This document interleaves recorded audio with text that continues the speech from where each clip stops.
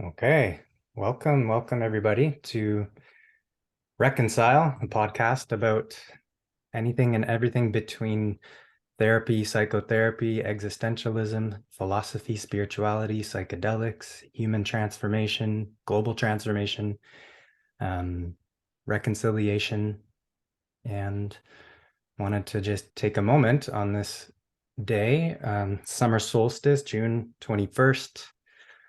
Longest day of the year. It's also National Indigenous Peoples Day here in Canada. And myself here, John Dixon, and my guest, Mihaela, are calling in from the west coast of British Columbia. And this is the Coast Salish territory. And specifically, a little land acknowledgement here. This is being recorded on the traditional unceded territories of the Squamish Nation, the Musqueam, and the Tsleil-Waututh peoples. And I wanted to take an opportunity here to invite Mihaela to introduce herself. Wow, thank you, John. This is very exciting that we are starting this, the podcast Reconcile. And so my name is Mihaela. My last name is Launeanu, and I'm recording now from Vancouver, Canada, as John said. But I am originally from Romania. That's a country in southeastern Europe. And I moved to Canada about 18 years ago. And I've been living and working in Vancouver area for the past 18 years, while also obviously visiting Romania and Europe. I just recently came back from Greece from a World Congress on existential therapy. So from what John said and what I'm sharing now is you already figure out that I'm quite interested in existential philosophy, existential psychotherapy, and also bringing existential therapy in dialogue with other traditions, way of thinking, ways of being. And this is when John kind of suggested this podcast. I also I spoke many times with John already, of course, and he's bringing into this dialogue a lot of experience in some non-Western, more indigenous ways of being and traditions. So I find it very exciting that we can have these dialogues across traditions, ways of being, paradigms, and all that. So just a little bit more about myself before I give it back to you, John, to tell a few words about yourself. So I'm a psychotherapist in Vancouver, Canada. I'm also been a trainer for the training in existential psychotherapy called Existential Analysis, and we'll talk more about what that is. And I'm also part of a group practice like that in Vancouver, the Center of Existential Therapy in Vancouver, Exist Psychotherapy. And also I'm co-founder and trainer at the Canadian Institute of Existential Analysis and Logotherapy. And so I work as therapist, trainer, supervisor, and I'm also very interested in reading, thinking, enjoying the absolutely gorgeous, beautiful nature here in British Columbia, Canada. And above all, I really enjoy having good conversations and good dialogue. And I'm really excited we can share some of our dialogues, mine and John's, with all of you, because we started with obviously dialoguing between the two of us. But then it got so good that we said, oh, what about maybe we can invite other people to listen and then hopefully participate with questions, and who knows where this podcast will go and how it will get shaped. Anyway, so that's about me for now. So John, would you like to say a few more words about yourself? Yeah, sure. I'm just doing a little bit of tech action over here.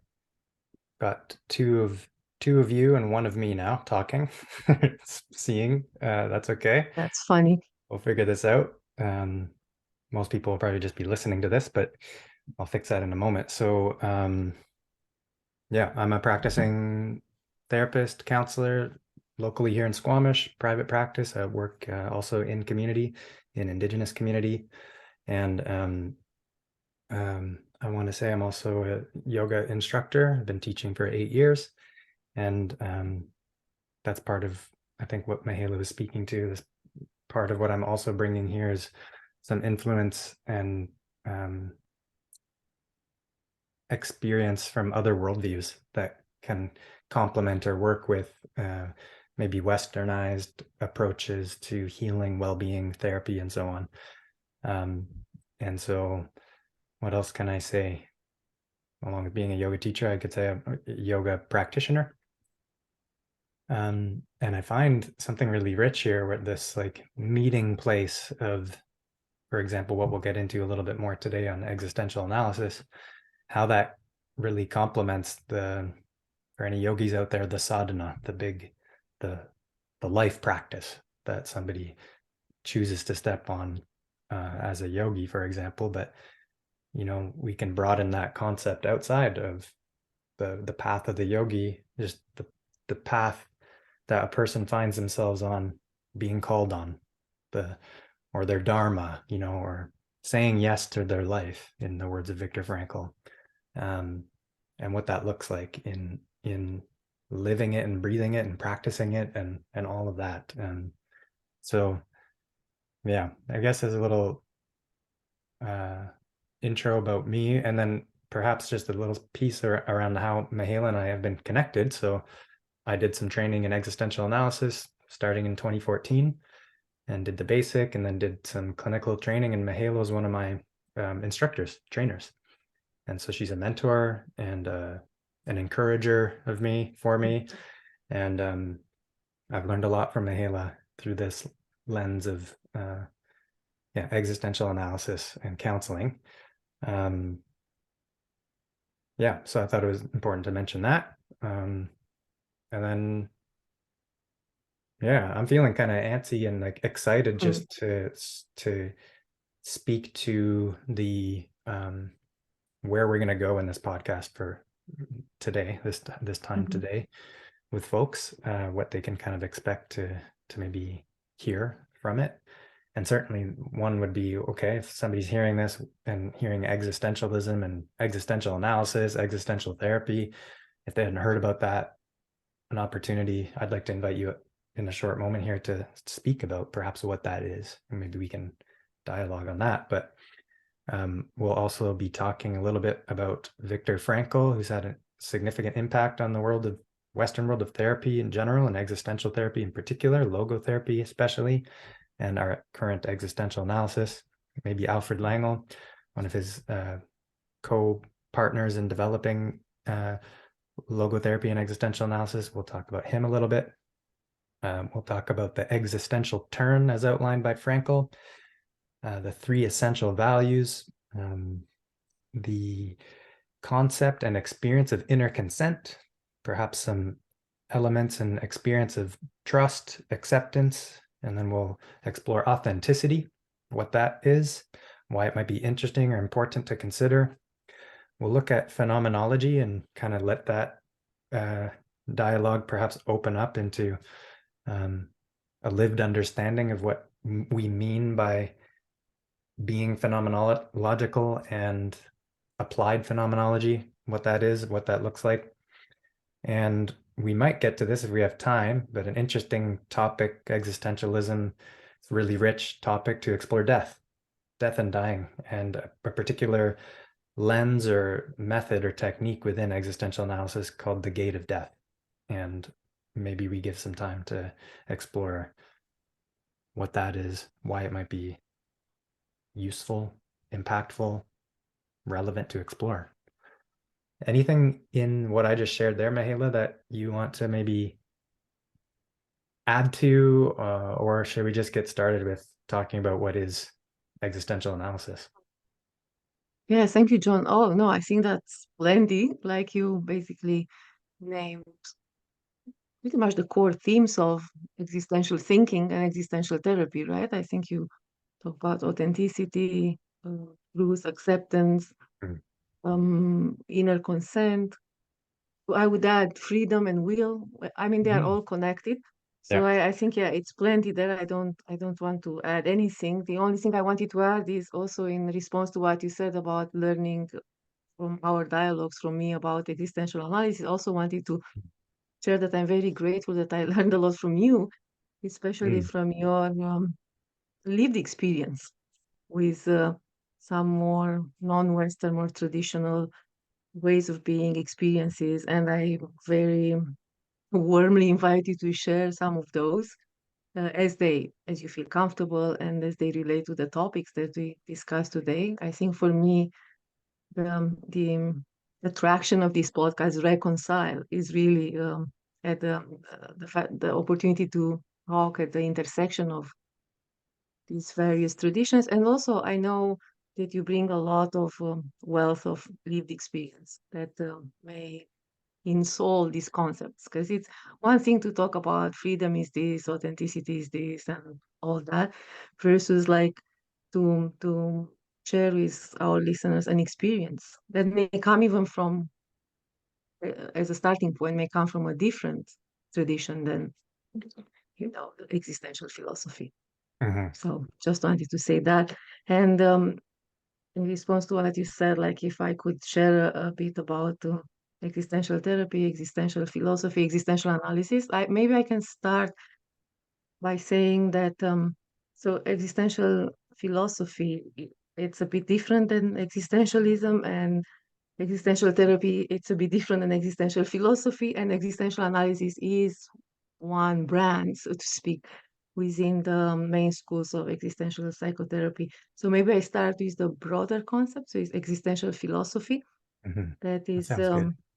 that is um, branch of philosophy that appeared at the end of the 19th century, then in the 20th century in Europe, like Germany, France.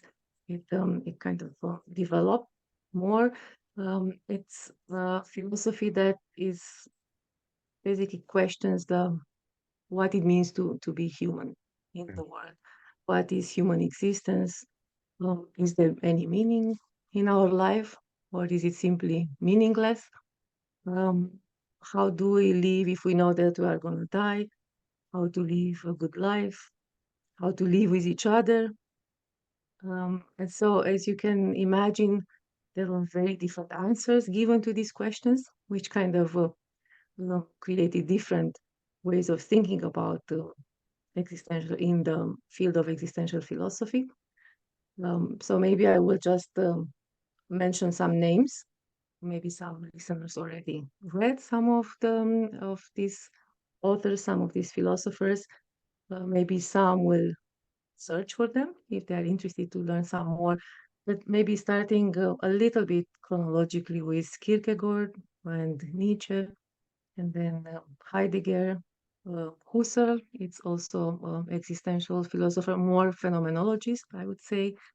And then in France, probably most of our listeners know Sartre, de Beauvoir, Merleau-Ponty, Paul Ricoeur, Gabriel Marcel, and then even closer to our times, Jean-Luc Nancy, Derrida. He also flirted at least with being an existentialist. Levinas, Emmanuel Levinas would be also a big name in the field of existential philosophy. And I'm sure there are many that I did not mention, but just to anchor a little bit the discussion about existential philosophy by providing some names and some fundamental writings and fundamental way of thinking about that. And then when we talk about existentialism per se, it's more contained to what happened in the existential movement in France, right? Like more Sartre, the Sartrean flavor of existential philosophy, more concerned with, yeah, more related to the idea of activism, action that corresponds to this theme of social justice, being more involved in society, more drawn to exploring topics like the absurdity of existence, nothingness. I mean, Sartre's famous book, Being and mm, Nothingness, um, and being condemned to freedom, right? That also Sartre, right? That we cannot escape being free, and mm, that's almost like a sentence. So you can already feel the darkness, a little bit more darker, mm, um, yeah, codes or darker aspects in this. existentialism per se. And then existential philosophy and existentialism uh, are the theoretical philosophical basis of existential therapy. So when we think to describe existential therapy, I think everywhere in any books, including in textbooks in universities and all that, I think the first sentence is that existential therapy is a form of therapy that is rooted in existential philosophy. And it's something that existential therapy acknowledges very plainly and very proudly, I would say, that there is a basis in that its basis, its ground is in existential philosophy. Mhm. So it's we don't need to ask ourselves, oh, so what shape, theoretically speaking, what shaped this orientation? The way we'll do is other therapeutic orientations. We know that the foundation is existential philosophy. And now how different schools of psychotherapy, existential psychotherapy, uh, did uptake some of these philosophical concepts in existential philosophy, that's also created some distinctiveness among the contemporary main school in existential therapy.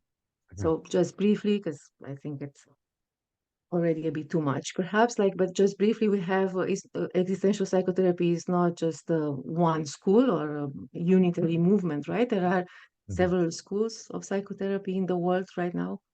So we have the British school, then we have the Vienna school, like existential analysis. We have here in North America, in the Bay Area, San Francisco, the Existential Humanistic Institute. But then we have existential psychotherapy in Europe, in other countries, not just Austria, but also Germany, Switzerland, Greece, Romania actually has a society of existential analysis, and also in South America, like Argentina and Mexico. It's like White House. And Mhm. so there is Russia, which is not South America, but just something else. So Yeah. existential psychotherapy schools kind of are spread kind of a bit all over the world. Mhm. And they are slightly different. There is some distinctiveness among all of them, but we won't get into that level of detail. So Sure. I think the take-home message from all this is that existential psychotherapy that we are talking about and practicing ourselves Mhm. is rooted in existential philosophy.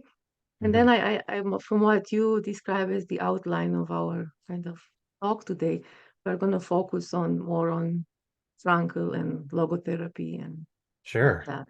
I would have I could imagine, yeah, a question emerging for me, Huh? you know, also on behalf of listeners who might be still here listening and curious. But so there we have just a brief, you know, Hmm. hinting at what's informing a version of therapy known as existential therapy under its different names.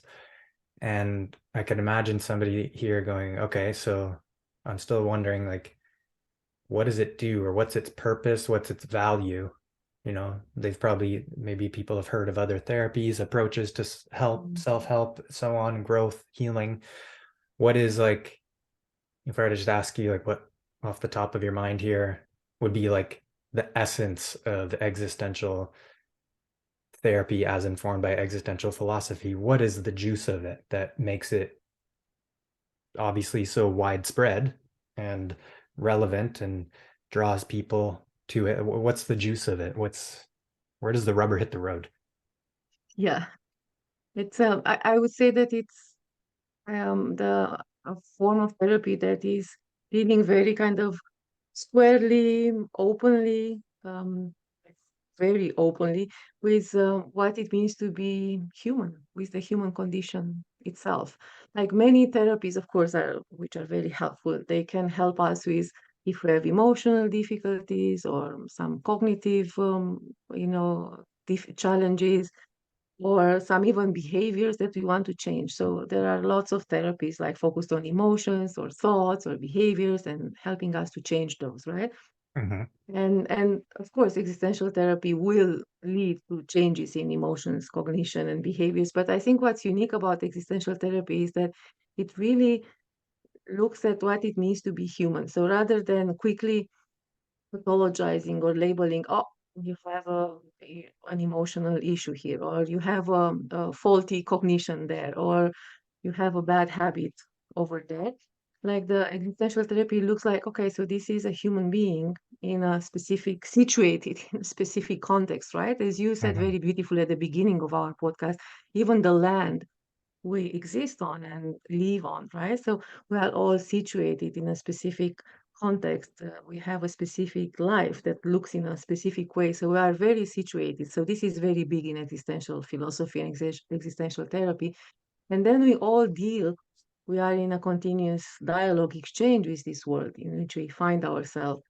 And then we look at all the problems, all the difficulties as dialogue is our attempt as human beings to dialogue and to deal with life, with our world. So the existential therapy, if you come to therapy, let's say, and say, ah, I'm kind of sad, kind of all the time. I have not just the blues, but kind of Mhm. sad.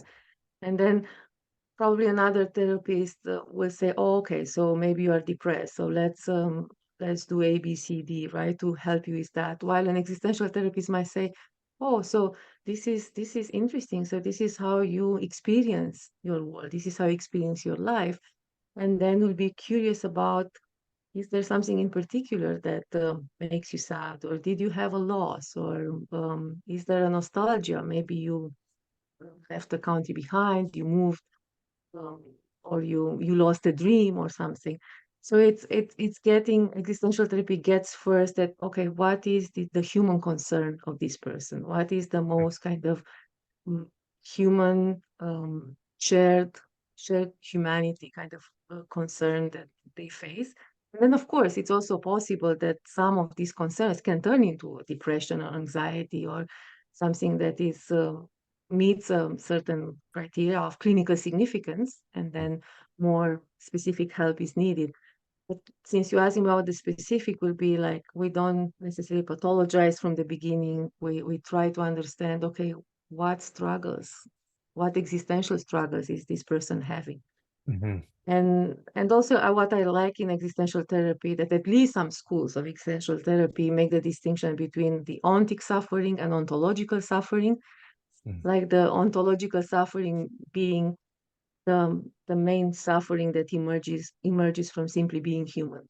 And if we are human, that means that we die. It's pretty sure. So we need to somehow engage ourselves with this. We are alone because we are very separate from each other, and even if we are connected in the, because you can tell us more about that, John, right? Our true nature, and we are more Mhm. interconnected. It's very common to experience ourselves as separate and to have moments of loneliness, right? And we have to deal with that. Mhm. We have a body, that means that we are decaying physically, right? And we at different rates, but the point is that our body will be affected by Mhm. lots of challenges. And we also usually long to belong somewhere and to be in a relationship. So these are kind of fundamental concerns that we deal with, and there is suffering in each of them. Even if Mhm. we have a wonderful relationship Mhm. and we are very happy, at any point that person whom we love very much can die or something can happen. Mhm. So it's always that sense of fragility that even our what is most deeply human can be turned inside out, and can be taken away from us. So this is more, and I think each of us, each of our clients, they deal with what it means to be human. They deal with all these fundamental issues. Mhm. So I really like Mhm. that a lot when I meet a client, also to see beyond the ontic suffering or specific symptoms of depression, anxiety, all that, but also to look almost like more like as that's, how do you call that when you look the double figure, like the stereotypical, anyways. When you look past the what's in the foreground, you look at the background. Mhm. You're looking through, and you can ask yourself, okay, so what is this human being as a human being dealing with? What is the struggle here? So I think to me that is this is what also draws me to be an existential therapist.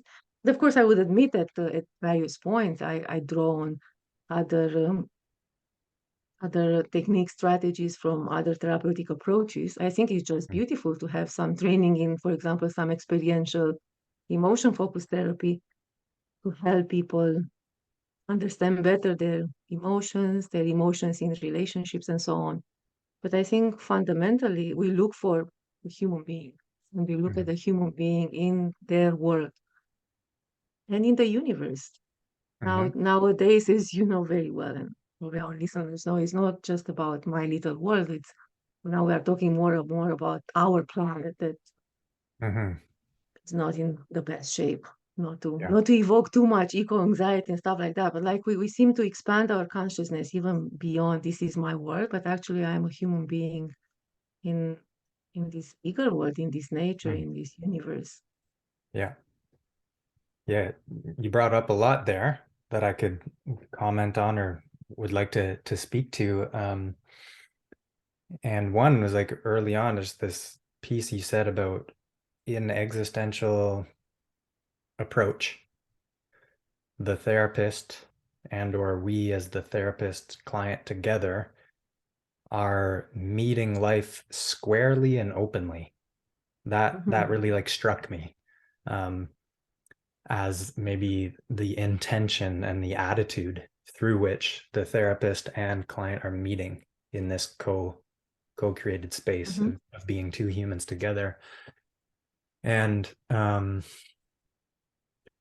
yeah, I don't know, this, I guess you brought up a lot of topics there, like the some of the facticity or the givens of being a human being in this current form, in this universe. Here we are on this planet, mhm, this day and age, uh, where, you know, we are confronted with certain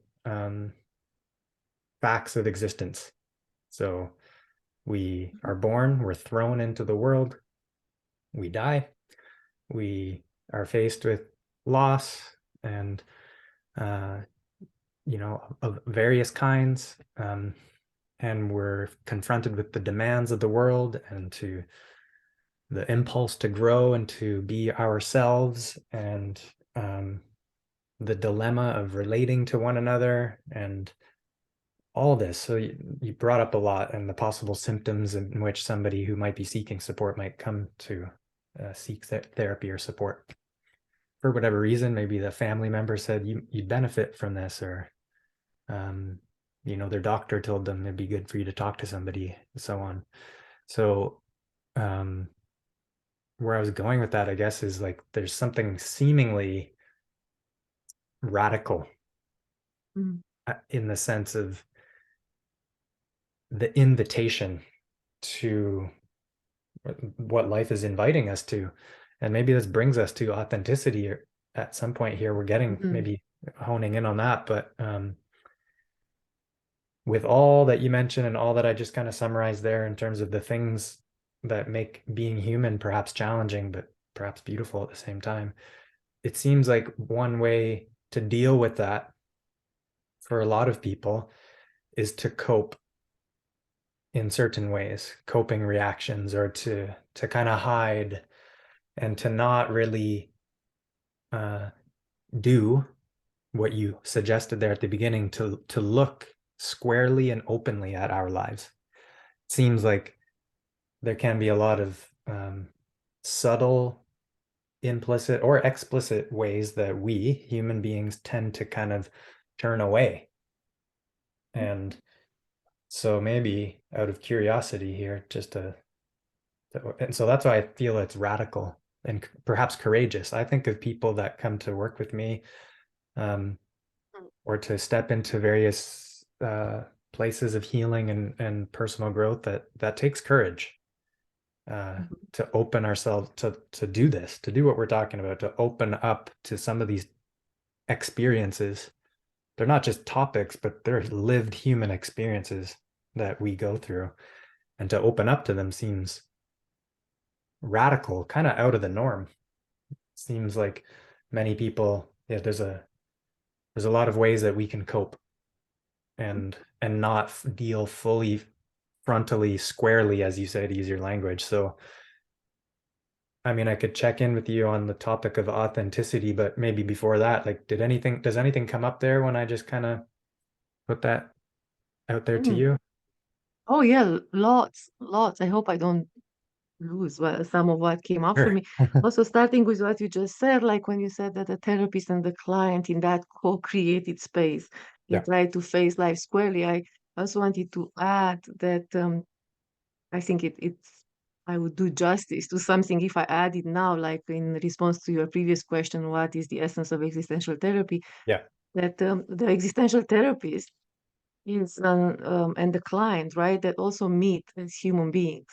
So it's not just I'm the therapist, I'm the expert, you suffer or you struggle and you are stuck in a faulty cognitive pattern, and I'm gonna tell you how to Mm, undo that and change that and live your life. And it's a very different way of entering that interpersonal relationship, therapeutic relationship with the therapist, also acknowledging that uh, fundamentally the therapist is also a human being facing similar um, conditions, concerns of the human condition. And it's I mean, Yalom coined this phrase, a fellow traveler. I like very much that, rather than i'm I'm the expert who will tell my client what to do, but like I'm a fellow traveler, like dealing with similar, not exactly the same, but like similar fundamental concerns, or the same fundamental concerns in similar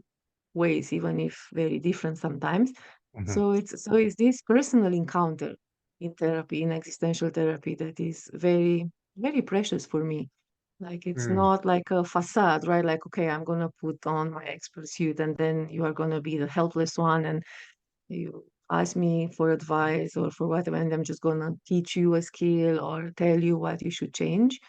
But actually I'm curious, like about you. Like I want to see you as a person in this mm, world.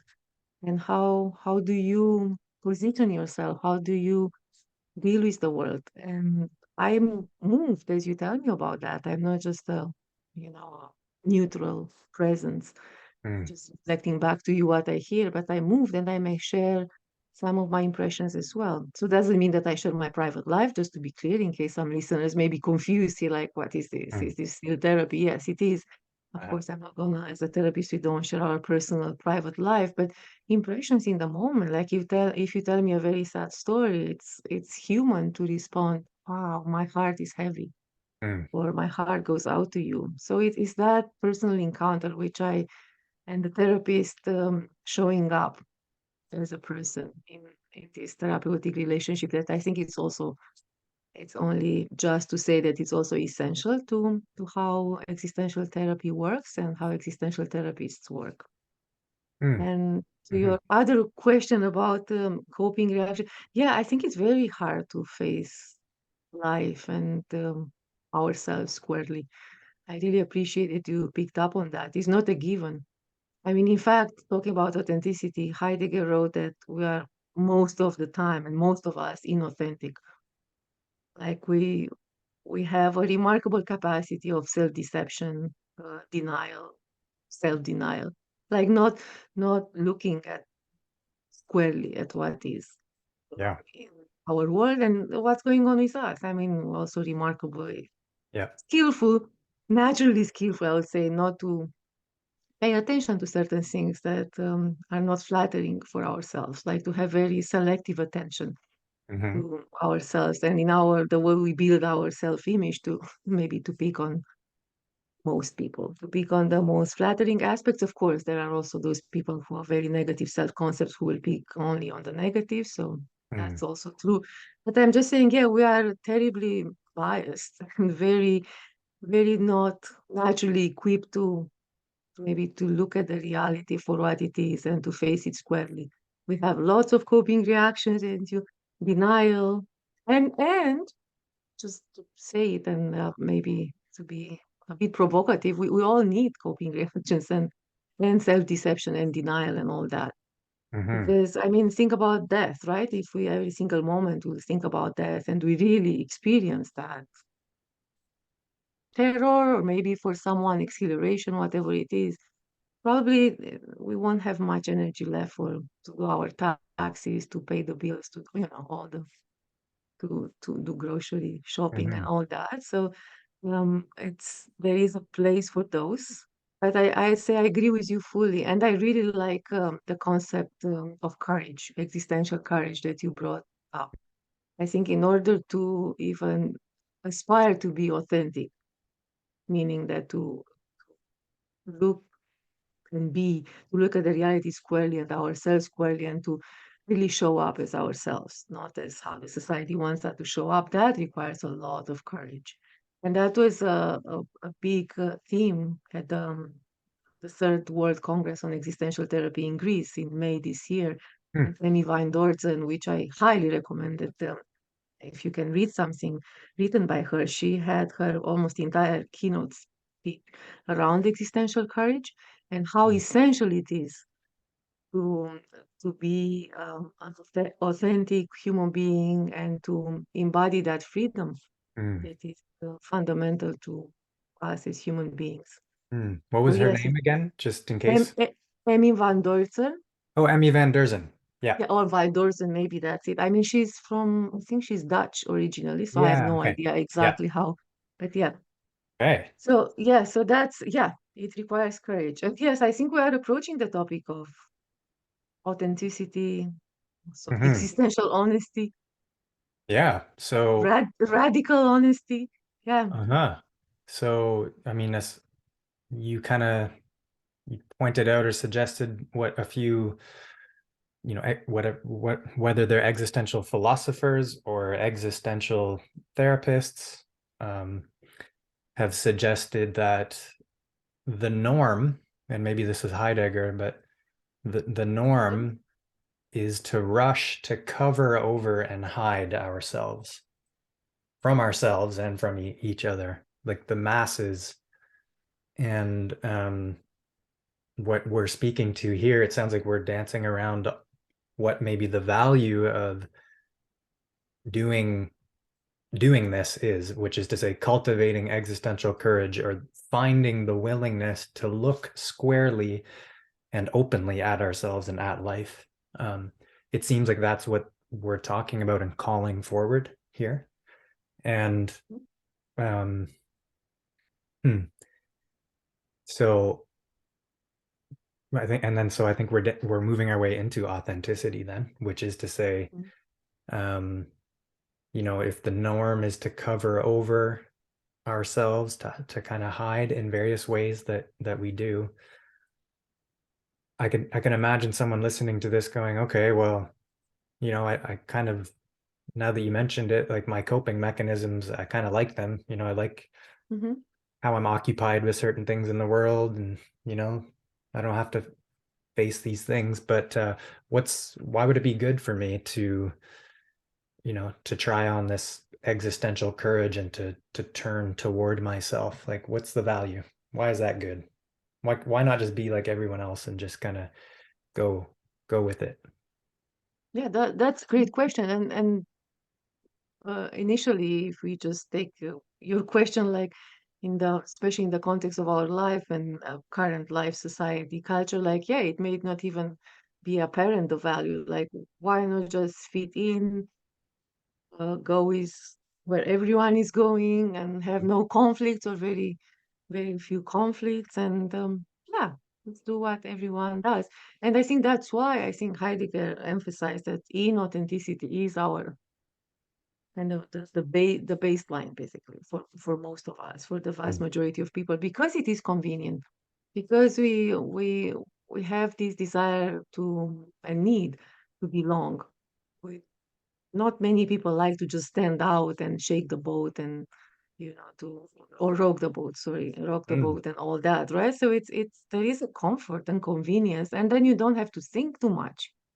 You just do what mm, everyone else is doing, and that's great. Then you watch a movie tonight, go to sleep, you're happy, and all that. So in other words, I think it's a very provocative question, like your yeah, question, what is the value? Because as you can see, I'm almost talking about the value of inauthenticity, which I think it's a right. commodity. I mean, it's convenient. It's convenient. Now, the value, like if I can draw a little bit more on Heidegger and actually rely on him, on his thoughts around that, why it would be important.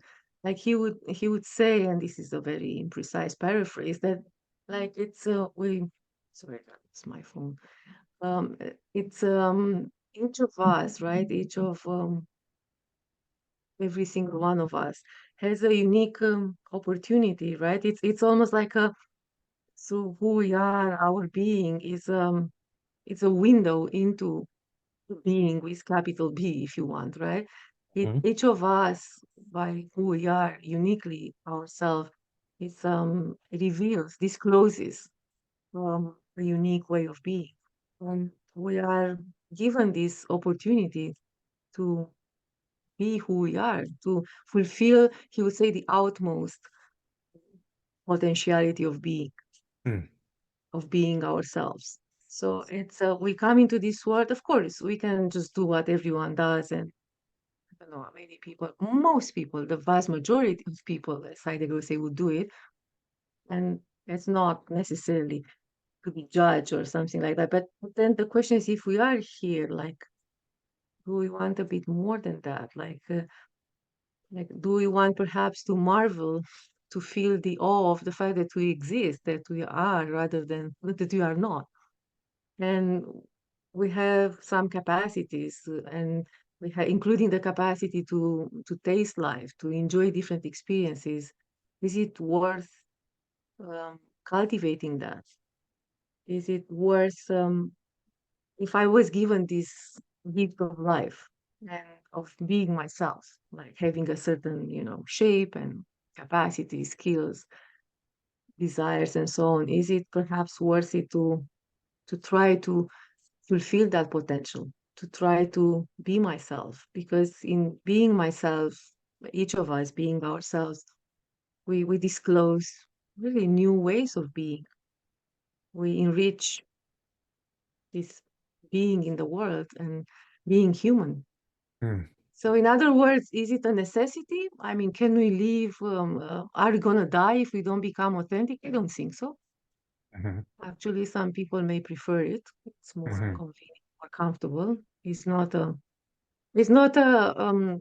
life threatening on a definitely not on a physical level, Mhm.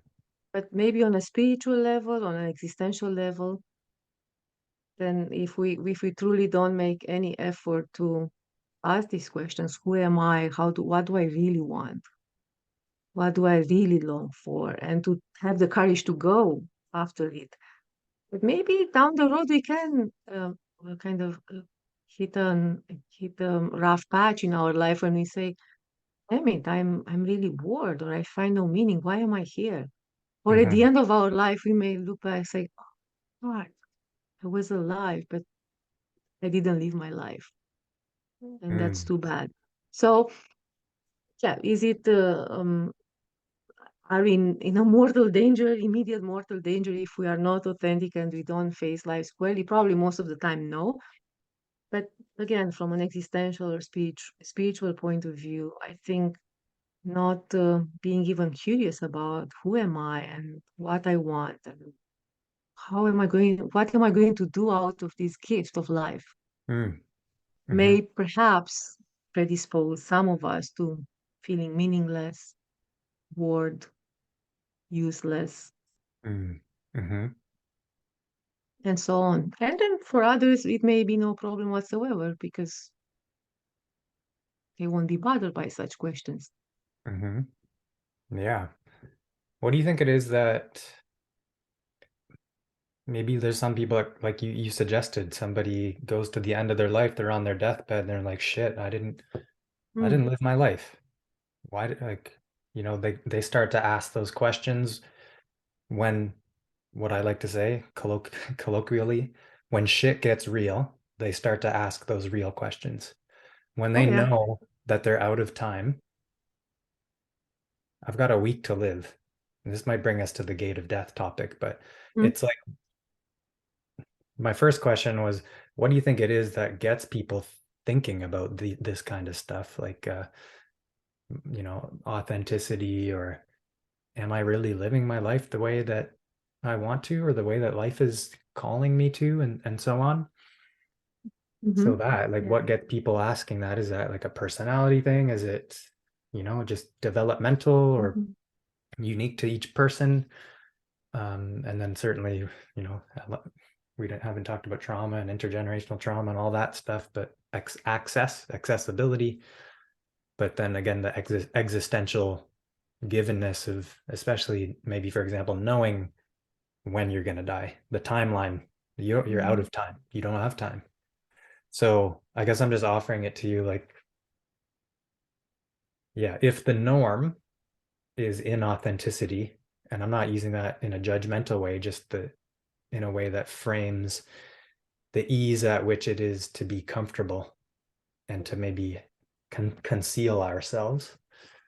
Um, if that's the norm, then what encourages people to step out of that norm and into what seems like an attitude of curiosity and a willingness to take a look? Like, Mm-hmm. what do you, I'll just offer that Yeah. out there.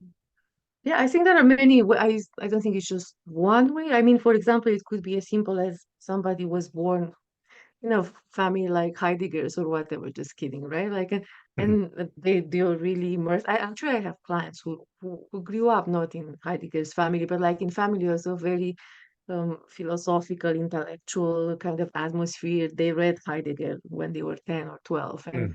this was the discussion at the dinner table. And I Okay. guess they grew up with a sensibility. But even then, I think people can be turned off, actually, like if it's too much, right? And one of these clients decided to become an accountant just because they could not stand any more philosophical discussion, Mm. because he wanted a simple life and he didn't care about who I truly am. And Yeah. they had too much up Mhm, to the moment when they could choose what they wanted to do.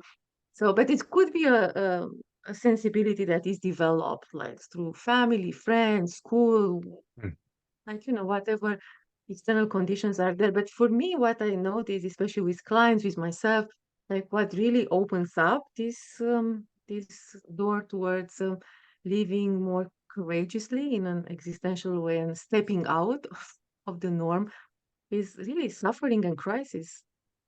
mm, And crisis, not just crisis, usually it's a bad thing, I guess, for us, but also crisis can also lead to feelings of awe, right? Of out out of the ordinary experiences, right? mhm, That could not. They feel it, a crisis feels bad because it's we feel out of control. It's very intense and all that. But in retrospect, many people actually can reflect that they really appreciate it. The crisis is really like a catalyst, mm, like an opening to this new way of being more mhm, authentically, more courageously, and so on. And suffering, I think it's one of the best catalysts for um, almost like pushing us like mhm, to step out of the comfort, uh, mhm. marching on Yeah. the same drum and all that stuff, right? So I Mm, think that, and you mentioned trauma, which interestingly enough, it is suffering. It's the origin of the word means wound, right? So there is wound, there is, and mm, definitely crisis. So mhm. something that shakes our excessive comfort, convenience, Yeah. predictability of our lives. Okay. It's almost like it's a breakthrough. Of Yeah. course, it can also destroy us. Like, of course, not to take it lightly now and to recommend for everyone to get a trauma in their life to become authentic. That's not the point. But like, usually there is a sort of a break with something or a Mm, breakthrough or a parting of a way of being and mhm, the new one. So that has been my experience. That usually suffering, crisis, things that throw us into a bit of a spiral. yeah. Like we cannot hang on to Mhm, what we knew to be solid and truth and true and all that. mm, mhm. Okay. Wow, that could be really rich for where we go from here, one thing that popped to my mind was just on the topic of suffering, but sort of a Buddhist notion that we come to nirvana, which is to say awakening to our true nature through or by samsara, our suffering and Mm. um, our pain. And it just stood out to me as like a catalyst for coming into a new being, a form of transformation, maybe, or Mhm. evolution, or personal evolution or growth. Yeah. So, Yeah, okay. I like that. I like that very much, John. Yeah, and here is where I again appreciate your knowledge of that Yeah. way of thinking, right? I think that's exactly it. I think what you just said, yeah, it's I said it with different words and kind Yeah. of trying to bring Heidegger in and all that, but really, that's it. Yeah, it's the suffering, also how we deal with it. I should also say that that's why I think trauma can be deeply dehumanizing and very brutal, like just brutal violence, right? And that can dehumanize someone Mhm. if we don't have some minimal capacities or external support, especially to keep us alive and to help us deal with it. Yeah. That's why how we deal with the suffering is not just, I mean, the most abject, horrible suffering will transform us all into. Hmm. We'll go to nirvana, as you said. Like it's not that it could really Right. dehumanize us as well. But like if we, how we deal with our suffering, and I think in existential therapy, the theme of facing our suffering, enduring it, accepting it, like making room for suffering and discomfort Mm-hmm. are Mm-hmm. also significant themes, right? It's not just removing symptoms. That will Yeah. be a different from the more symptom oriented, symptom focused psychotherapies, right? Which Hmm. can be incredibly helpful. Again, if someone is in a crisis, absolutely, you want some relief as Sure. soon as possible. But it's not just about removing the symptoms. It's also about how can we be with some suffering that cannot be removed. Yeah. Hmm. Wow. Okay. Let's go a little deeper into that. One thing I just wanted to add as a little complement to the Buddhist notion and what we're talking here about, like suffering and pain, as elements of moments where people begin to question themselves in their life. And for example, but dear Ram Dass, who Oh uh, yeah. said something very similar, and I like it, Mhm. just the vividness of his description of saying that suffering is the sandpaper for our Mhm. awakening.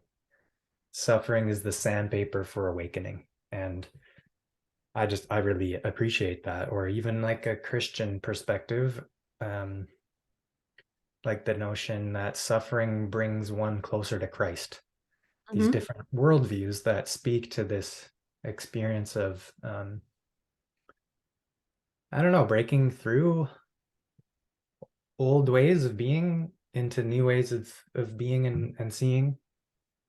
Even Mhm. thinking of like Southwestern indigenous practices of Sundance. And I have a friend who's uh, spoken a little bit about this practice to me, but like willfully experiencing some significant pain and challenge and being under the sun for many hours and dancing and fasting. And anyway, that could be a place where we go to explore um, different approaches to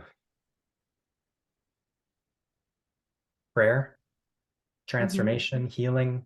Uh, yeah, that could be a dimension that we go Mhm. down. But Yeah, can I say something, John? Just wanted to sure, kind yeah. of congratulate you, like for like really bringing all this perspective. I don't know if you even remember what you just did, but like you went from Buddhism to Christianity to indigenous perspectives, Western, like, and this is you brought them all together, like in the sense, like they all point to a truth. I mean, maybe we can say the word truth actually, because it seems Mm-hmm. very consistent among quite different traditions. And I really wanted to appreciate that and say, wow, great Mm. job for looking at the same theme of suffering Yeah. through different lens and pointing out that there is a commonality there, right? And there is Mhm. some truth there.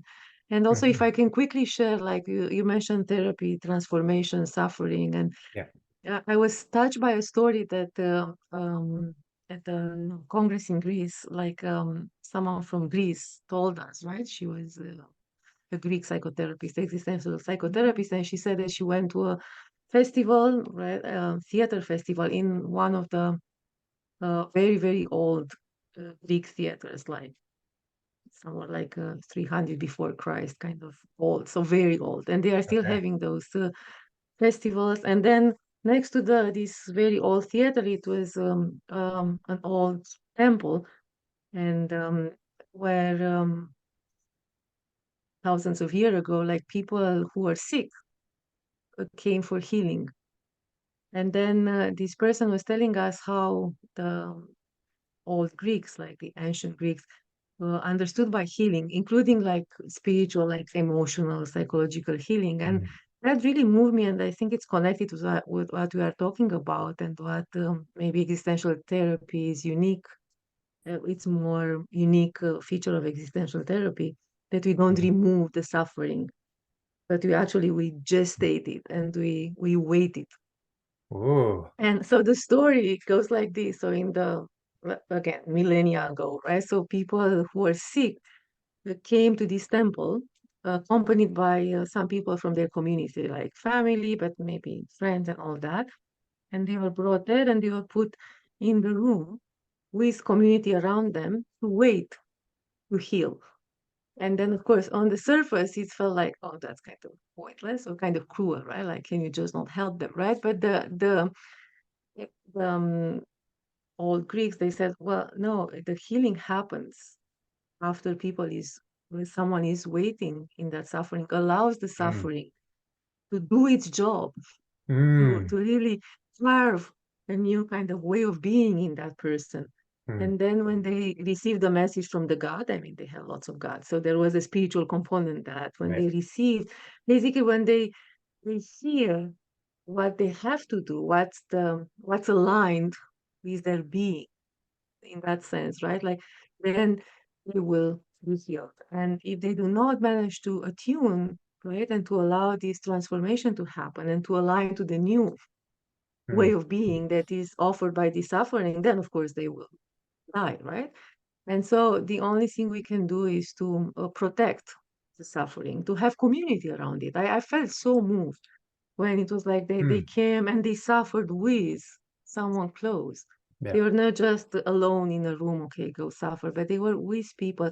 But nobody was forcing on them techniques, strategies. Let's try this, problem solving. It was simply like, let's be Mhm. quiet, let's be mindful, prayer, right? Like Right. rituals. Let's wait and allow that suffering to take Mhm. place and then to Mhm. transform you.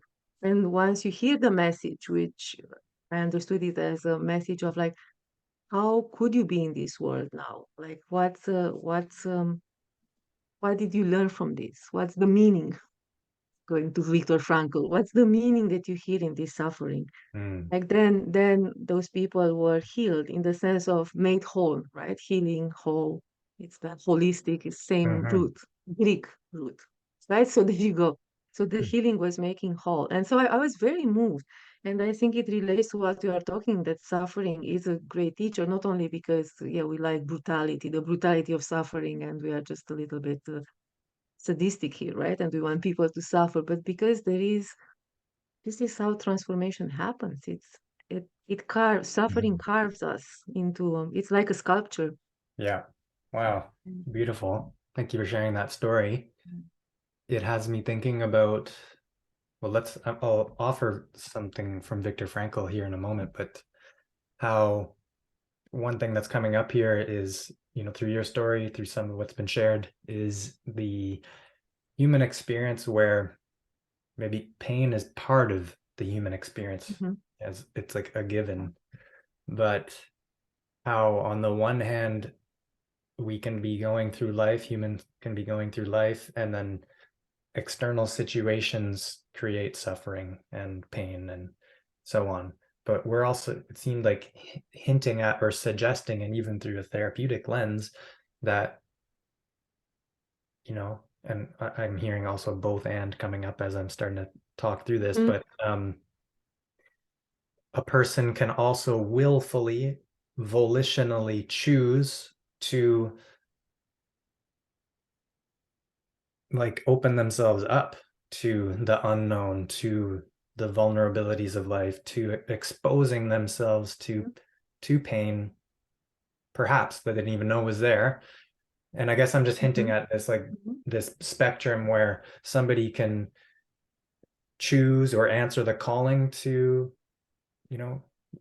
intentionally go into some kind of a healing space through whatever means, ceremony, this ritual.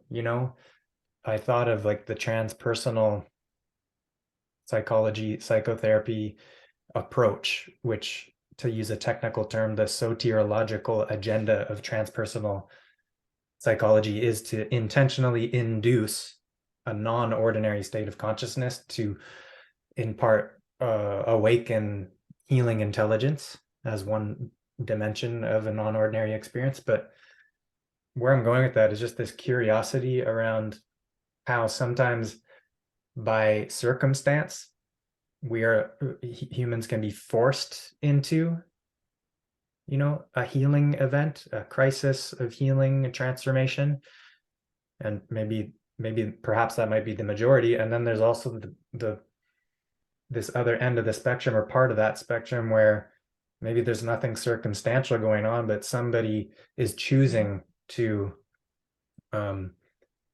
place themselves in an environment that is conducive to some of what we're talking about here, like a discipline, like choosing to be a yogi or to go to a yoga class. You don't need to have the identity, I'm a yogi, but yoga classes can make you feel really good, but sometimes you feel like shit, and there's suffering, and the sandpaper comes up there. So I just want to offer that, and then Viktor Frankl in a moment here. So what an example for anybody that doesn't know who Viktor Frankl is. He's I'll just reference the book for a moment. One of his landmark books, Man's Search for Meaning. My understanding is he wrote this while in concentration camp during World War II, Nazi-occupied Germany, and wrote the manuscript for this book, and then stashed it in one of his pockets. They found it, they threw it out. And Frankl survived 4 concentration camps as a Austrian Jewish man. And I think I wanted to just kind of speak to, if anyone doesn't know, what happened at that time is probably the worst suffering imaginable, And I'm thinking of a quote, though, that he came up with. Also, just to say, he wrote his book, I think something like 9 days after liberation in 1945. Yeah. So highly recommend the book for folks. But something that struck me that's alive right now for me from Frankl is, living in a concentration camp where everything is stripped away from you. Human dignity, your clothing, your family, you're seeing people die all the time, starvation, brutal abuse, the worst trauma. And he, in the book, said something, and it has a paraphrase, but the last of the great human freedoms is humans and women's ability to choose their attitude in a given situation. So here he is in that situation, and he recognizes that attitude, that freedom, that understanding. And I guess it kind of makes me think of, just what we were talking about, sort of like the circumstances of life that can, quote unquote, trigger us to take a closer look at our lives and to go through a healing experience, or the volitionally choosing to place oneself in a situation. And in some ways I'm seeing like a common denominator that might be available there is what he's pointing to, this this ability to choose one's attitude in a given situation. Mm. And the situation we all find ourselves in is life all the time, I guess. But Mhm. maybe I'll just pause for a moment just to see if anything has uh, Mhm. popped up there for you. Yeah, no, I think this is, I also very much appreciate Frankel's insight here and quote, and clearly coming from a tragic, terrible, horrific situation. Like, really, Mhm. it's a lived experience. Speaking in that quote, it's not someone who, you know, had a very comfortable life and suddenly said, "Oh, we are free because we can choose our attitude to suffering." So it's very Mhm. much rooted in his lived experience, and I think it's so true. And it's, even if we choose to participate in a ceremony or a ritual or a way of being that is more exposing to challenges, difficulties, like societies long time ago have lots of initiation ceremonies, right? And like Mhm. that were particularly designed to be challenging and painful. Even the transition from the child to adult, right? For men, for women, right? Like, or there were lots of initiations Mhm. taking place, and they were designed to be painful. And again, there is something in that capacity to choose the attitude towards pain and endure pain that, first of all, transforms pain into suffering, right? Which is more like my experience of pain. And it's Mhm. not just, I'm just brutalized, I'm just dehumanized by this pain, but I can endure it and I can suffer. I can be with myself in this suffering. And then, of course, I can choose to suffer and I can choose my attitude, how to suffer. So, yeah, I guess Frankel's quotes apply probably in both circumstances. Of course, there is more freedom when we choose a ceremony that will open us up to some painful experiences. Nonetheless, like when we are, and I think you can speak much more about that, I would imagine when we are in the midst of that pain, it doesn't really matter that we chose it or not beforehand, right? What still matters is how can I be with this? Yeah. What attitude do I choose right now in this moment? Even if I I did it with my own hand kind of thing, and I chose it, it doesn't matter. The pain is pain, and we still are asked to take a stand and to choose our Mm. attitude. And obviously, even more so when there are, I don't know, life tragedies hit us, right? And we feel completely out of control. Then it's so important to remind ourselves that we still have this freedom to choose how to suffer. Mm.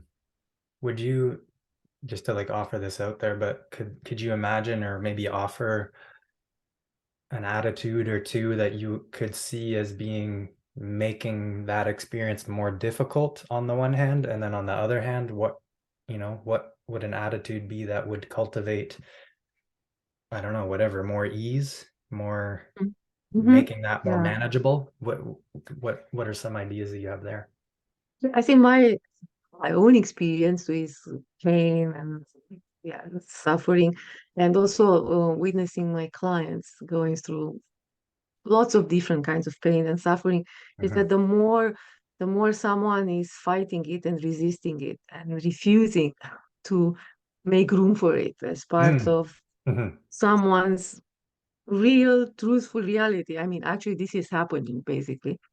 And Yeah. like, someone has an accident and they are left with back pain, let's say, right? And the more that person refuses to acknowledge that this is actually happening, and they say it shouldn't happen to me, I will push myself and prove that I'm okay, or I'm gonna drag myself to not to endure even a little bit of pain, and then but I will act as if it didn't happen. And then if they cannot do that, right, because the pain is too great, then they collapse into depression and resentment and all that. Like, this shouldn't have happened to me. Why did it happen to me?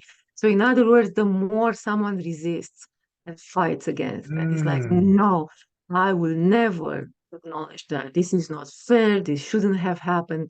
I'm gonna prove everyone that I'm fine, or I'm just going to collapse. Because Hmm. if this happened to me, what's the point? Right? But so the more resistance, denial, fighting, judgment there is, the more suffering there is, Hmm. which is not just physical. If it's a physical pain, it's now also deeply emotional and even spiritual. So, and the more someone can open up a little bit, I mean, it's very hard to open up to pain. I mean, I think as human Mhm. beings, we are not really designed for that. Like we try Mm. to we harden. That's the first. I think even our tissues actually are when we cut, or rather when they try to the blood tries to coagulate. We Mm. harden. We bring things together to we brace ourselves in a way. Right. So it's not easy, obviously, to just relax and open Mm. up when there is pain, physical or emotional.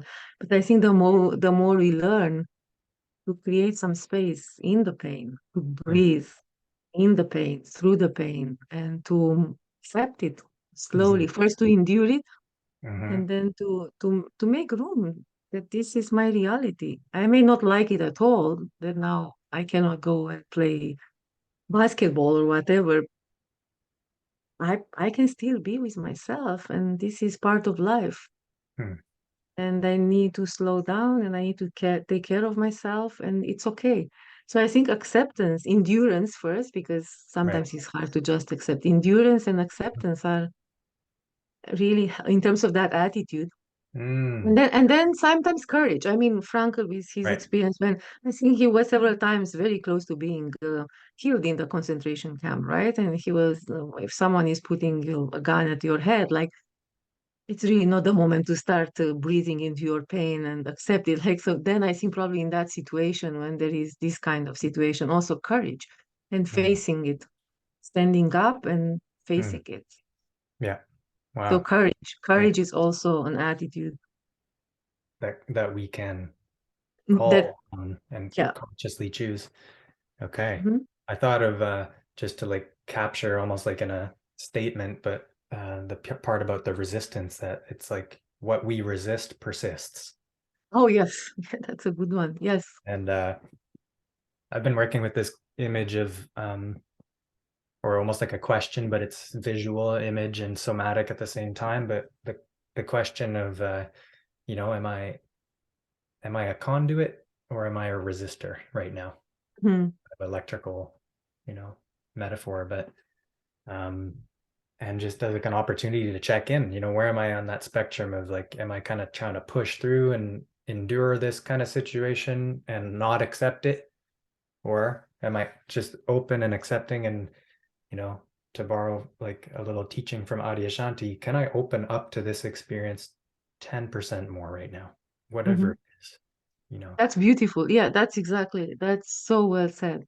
Yeah. Yeah, very gradual, very, yeah, nobody can accept a sudden pain like fully. I mean, that's superhuman, right? So, but yeah, can I Mm-hmm. open up even 1%, 5%, Mm-hmm. 10%?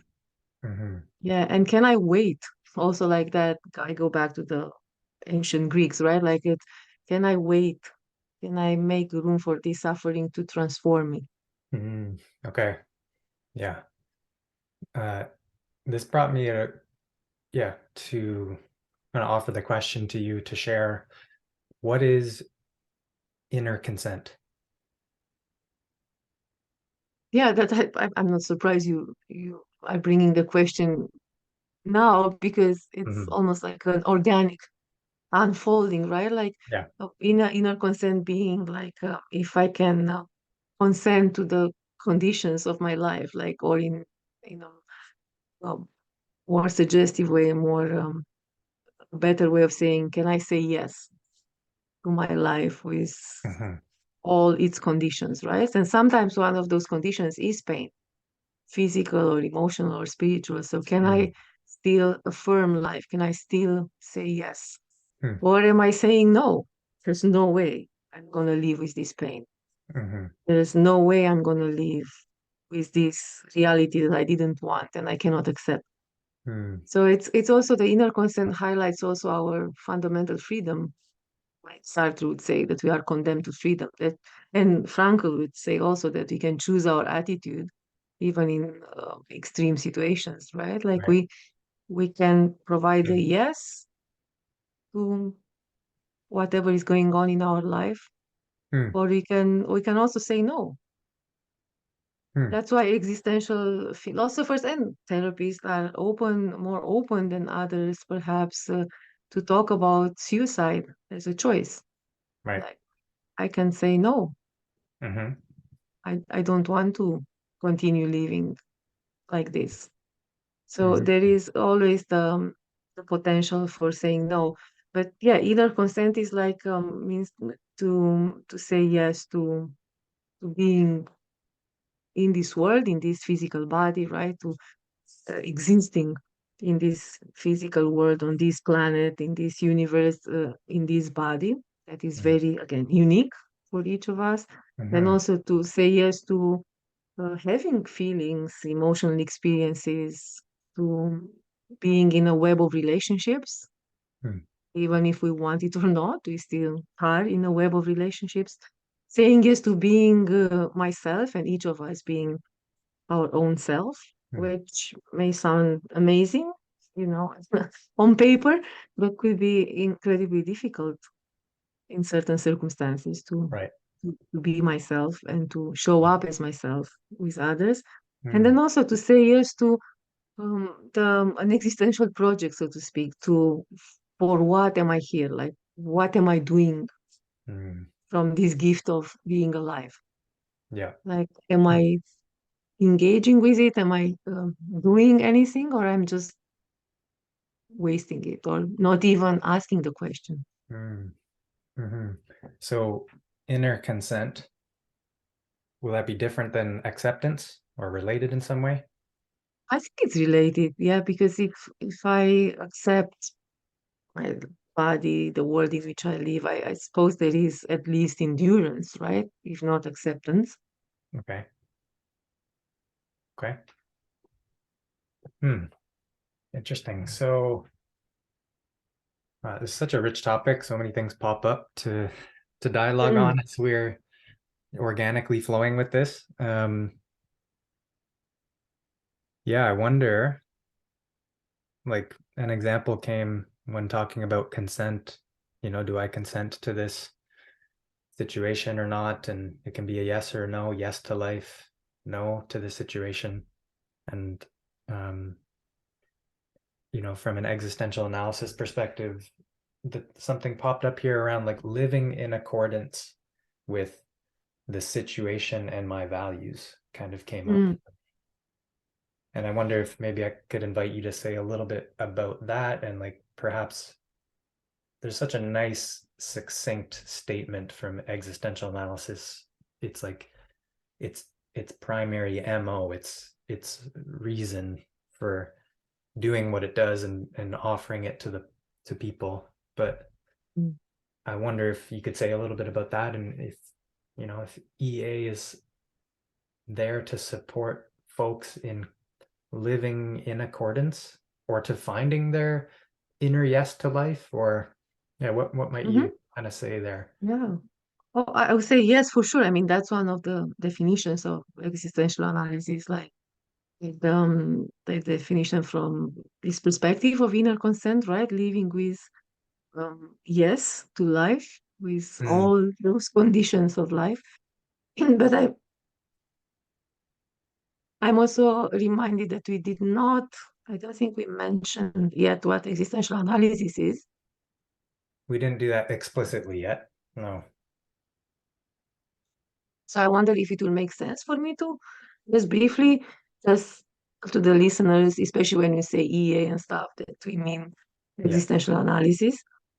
And sorry, Mhm. yeah. And then existential analysis is one of the contemporary schools of existential therapy. It's originally from Vienna, Austria, Europe.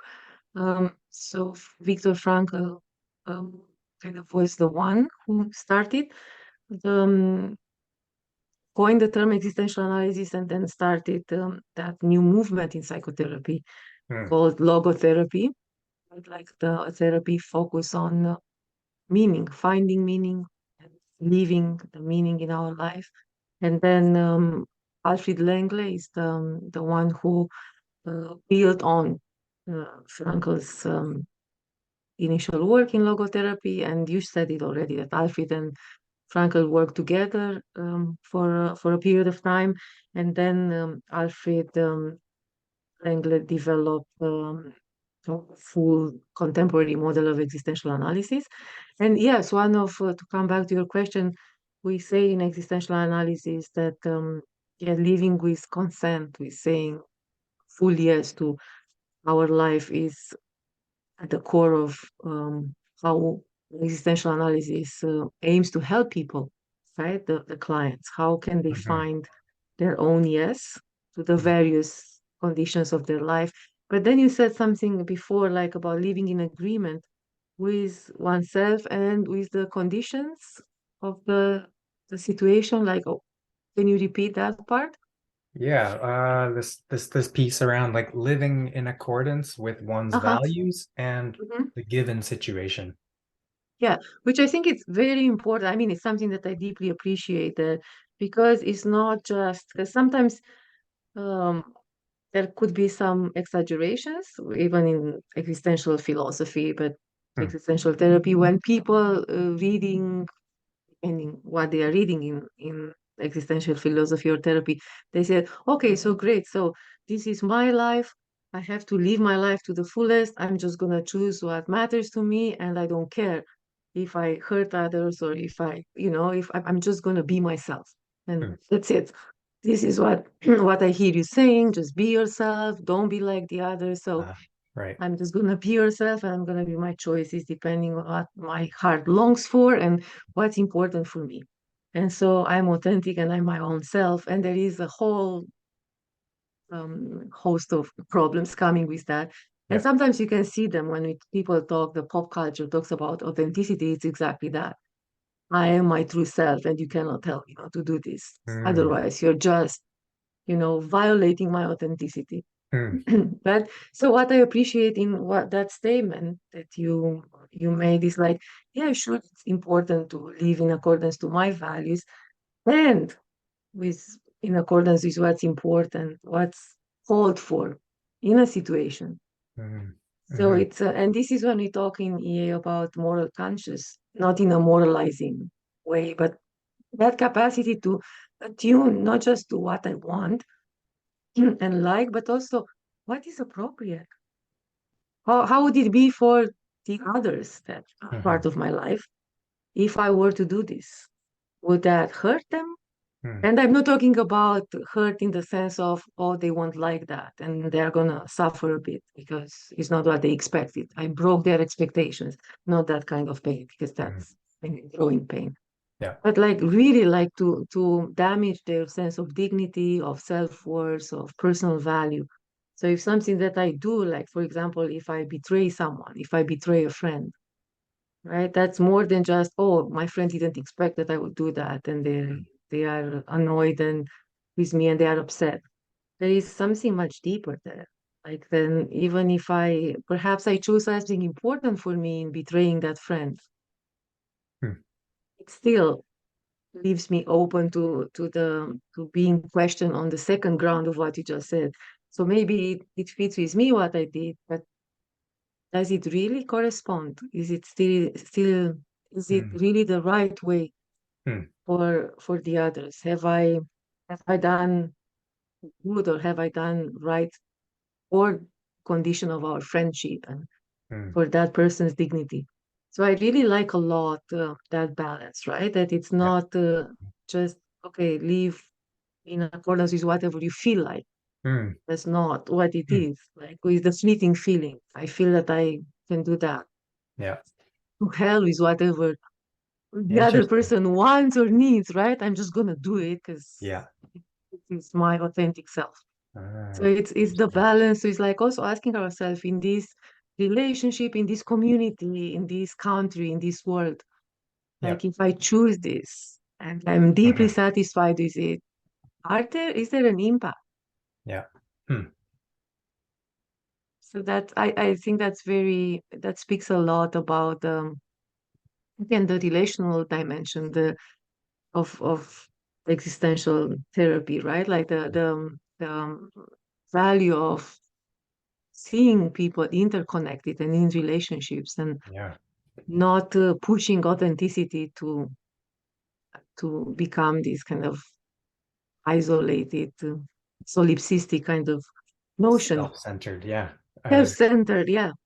You know what? I think we can do this in the last few minutes, but Mm, that brings me to one piece around the Copernican turn or the existential mm, turn that Frankl talked about. Just to quickly speak to the mm, Copernicus, who believe it was the telescope discovering that, oh, the Earth isn't the center of the objective universe. The sun isn't spinning around the sun and everything isn't spinning around us. Actually, it's heliocentric. We are spinning around the sun. And that was a revolution, caused a big uproar at the time, mm, and a lot of denial and disagreement and probably people violence. And so Frankl kind of adopted that term to the existential term to observe how often humans can be kind of very me focused and like, what can I get mhm, out of life? And, or why me? Or like that kind of orientation to life that's very like, life is happening to me, or, what can I get out of life? So on. And the existential turning it in a way which is like, what is life asking me? mm, And I just thought I'd offer that here before we maybe wrap up yeah. timely on the Oh, gate of that's death. But mhm, mhm. anything you want to say on that? Oh no, I think that's a great place to bring that up. Yeah, that's exactly it. That's the even a more poignant counterbalance to this self-centeredness that sometimes authenticity tends to evoke in some people who don't really understand what authenticity is, perhaps. Yeah, Mhm. it's not, I can do whatever I want because it corresponds to me and I feel like it. It's also like what you said, to ask ourselves in this conditioning of my life, what is life asking of me? What am I asked? What am I called for or towards? Mm, And then what is my personal answer to that? And then that also is helpful for people who feel like victims most of the time, right? As you said, life happened to me. It right. shouldn't have happened. This is Yeah. unfair, and all that line of thought, right?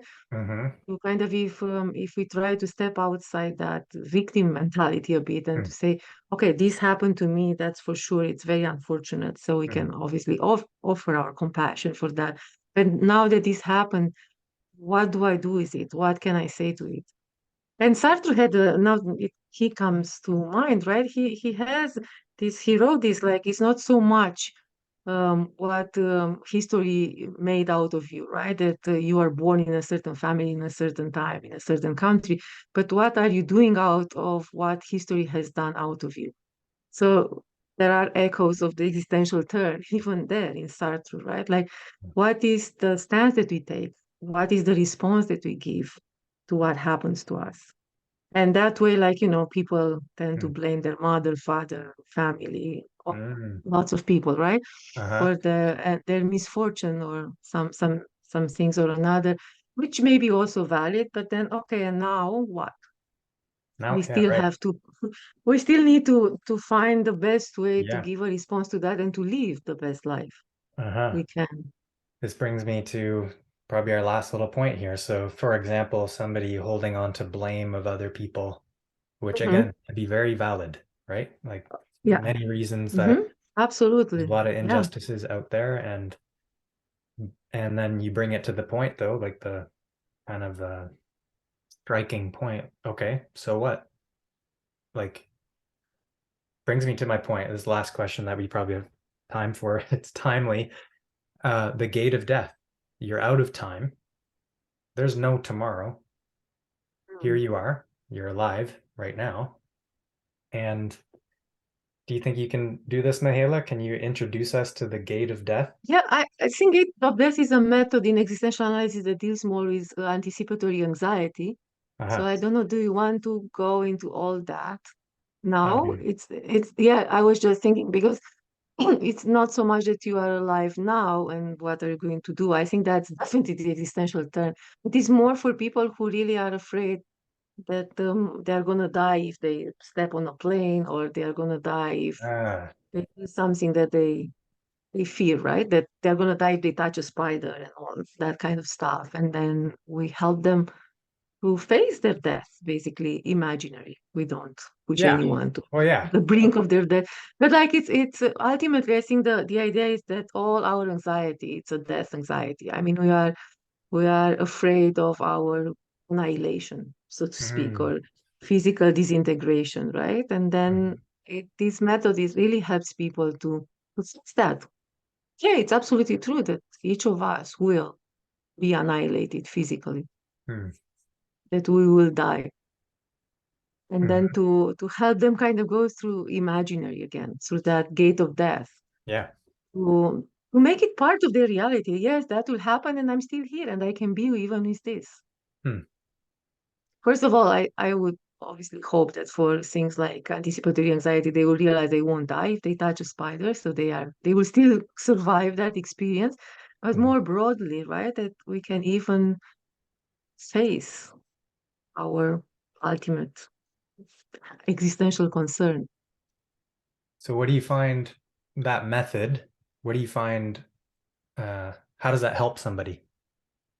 What does it do for them? to to desensitize them to this Okay. fear of dying fundamentally, right? And to also to desensitize and also make them realize that they can even be with that. They can even be with that experience of dying. While they're That alive. while while of course they're still alive. Ah, Again, we have yeah. to decide that we do not Yeah. kill anyone during existential therapy. They remain alive, but Uh-huh. they can hold on to this experience, right? Because it's Mm, not just an idea now. Like the method is meant to be very experiential. They remain alive and they can face this experience of mm. dying. And that can be quite a discovery for somebody who's just trying that for the first time. And who's very afraid of Yeah. something that in them, for them, it evokes that fear of dying. Mm, And that can be very harmless, like again, a spider or mm, taking a plane. But some people are really afraid yeah. because what's evoked in them is like, I'm gonna die. Hmm. And Hmm. then how can we help them face that? Okay, yes, you are gonna die. Hmm. How would that be? Yeah. So that So, goes back to how we started, right? Facing it squarely. yeah. Okay. I'm mindful of the time. I know you have to go, I think, Mm. like you said. Yeah, but we'll we'll return. We We shall will. return. Oh, Yeah. yeah. Yes. For sure. I really appreciated the dialogue. Me too, John. Thank you so much for your Yeah. excellent questions and yeah, for all the contributions. And I'm Hmm. excited for the next dialogue. Me too. Okay. Okay. Thank you so Okay. much, Mihaela. Thanks for your time. You're And welcome. until next time. Until next time. Okay. Bye. All right. Take care, Bye. everybody. Bye. Bye. Take care. Bye. Bye.